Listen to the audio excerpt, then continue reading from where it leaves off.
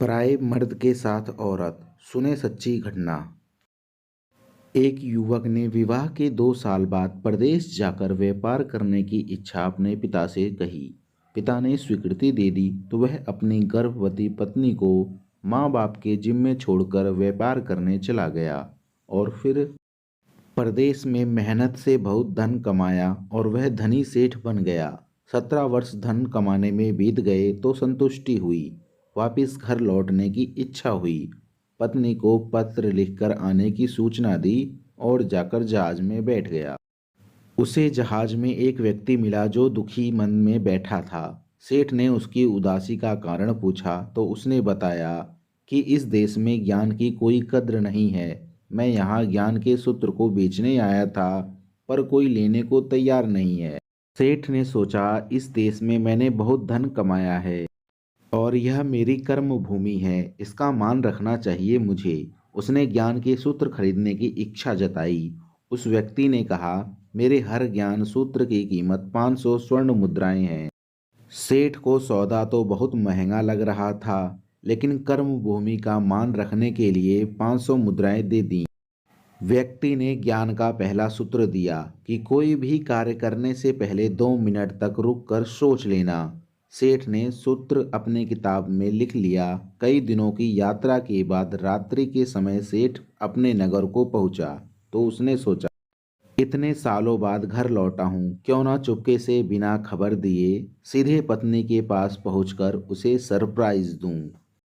घर के द्वारपालों को मौन रहने का इशारा करके सीधे अपनी पत्नी के कक्ष में गया तो वहां का नजारा देखकर उसके पांवों के नीचे की जमीन खिसक गई। पलंग पर उसकी पत्नी के साथ एक युवक सोया हुआ था। वह अत्यंत क्रोध में सोचने लगा कि मैं परदेश में भी इसकी इतनी चिंता करता रहा और ये यहाँ अन्य पुरुष के साथ, आज मैं दोनों को जिंदा नहीं छोड़ूंगा। क्रोध में उसने तलवार निकाल ली। तलवार से वार करने ही जा रहा था कि इतने में उसे 500 स्वर्ण मुद्राओं से प्राप्त हुआ ज्ञान सूत्र याद आ गया कि कोई भी कार्य करने से पहले 2 मिनट सोच लेना। सोचने के लिए रुका, तलवार पीछे खींची तो एक बर्तन से टकरा गई। बर्तन नीचे गिरा तो पत्नी की नींद खुल गई। जैसे ही उसकी नज़र अपने पति पर पड़ी, वह खुश हो गई और बोली, आपके बिना जीवन सूना सूना था, इंतजार में इतने वर्ष निकाले यह मैं ही जानती हूँ। सेठ तो पलंग पर सोए पुरुष को देखकर क्रोधित था। पत्नी ने युवक को उठने के लिए कहा, बेटा उठ जाग, तेरे पिता आए हैं। युवक ने जैसे ही उठकर पिता को प्रणाम करने के लिए झुका, माथे की पगड़ी पैरों में गिर गई और उसके लंबे बाल बिखर गए।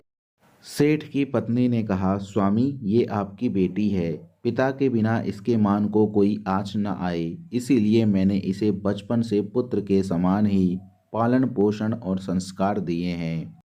यह सब देखकर सेठ का गुस्सा शांत हो जाता है और वो उस ज्ञान सूत्र को उस व्यक्ति का धन्यवाद करता है और कहता है कि अगर आज मैंने गुस्से में तलवार चला दी होती तो मैं अपने प्यारे से परिवार को खो देता। इस कहानी से आपने क्या सीखा, हमें कमेंट करके बताएं।